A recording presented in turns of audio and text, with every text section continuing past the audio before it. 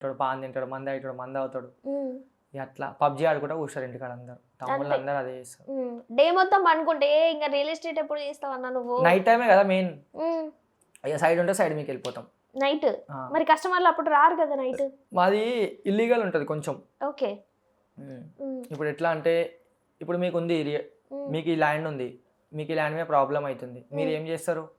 మీ దగ్గర పైస ఉంది, పైస ఉన్నోడు ఏం చేయాలి? దమ్మున్నోని కొనుక్కోవాలి. ఓకే. అట్లా మనల్ని కొనుక్కుంటే మేము వాళ్ళతో మాట్లాడతాం. ఓకే. సెటిల్ చేశారా ఇట్లా? చాలా అట్లా ఇట్లా అయితే చాలానే వస్తుంది కదా. డైరెక్ట్ గా చెయ్యా, అన్న వాళ్ళు చేస్తారు, నన్ను పంపిస్తారు అంతేనా? కొట్టేస్తావా? ఏం చేస్తావు? చాకులు పెట్టి బెదిరించి వస్తావా? చాకులీకులు అంతా. మరి నువ్వు దొంగవి. లాస్ట్ టైం అసలు నీ గురించి అంతా తెలుసుకున్నప్పుడు ఏం ఓపెన్ అసలు ఏం చెప్పవు, చేసే రచ్చ మాత్రం ఇంత ఉంటది. ఎందుకు సైలెంట్గా ఉంటావు? మీ అన్న వాళ్ళు ఏమైనా చెప్పొద్దంటారా ఇంటర్వ్యూలలో ఇవన్నీ? నాకు అవన్నీ ఏం చెప్తారు. ఫస్ట్ ఆఫ్ ఆల్ ఇంటర్వ్యూలకి నువ్వు ఓకురా నాయనా అంటారు నాకు. ఎందుకంటే సైకిల్ వేసి సైక్ తెప్పిస్తే సైక్ వస్తుందనా? లేదు, ఫస్ట్ ఆఫ్ ఆల్ నాకు ఓకురా, ఎందుకు ఆన్ స్క్రీన్ చేసుకుంటున్నావు, మనం ఆఫ్ స్క్రీన్ ఉండాలి ఇదనే చెప్తారు అన్న వాళ్ళు. ఓకే.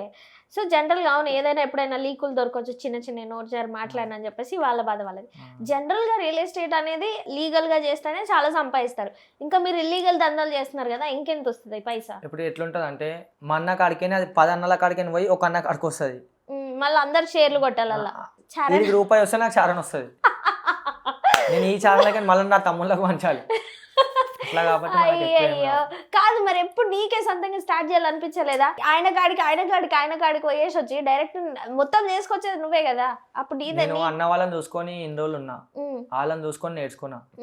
ఇక వాళ్ళ కడుపు మీద కొట్టొద్దు. ఓకే.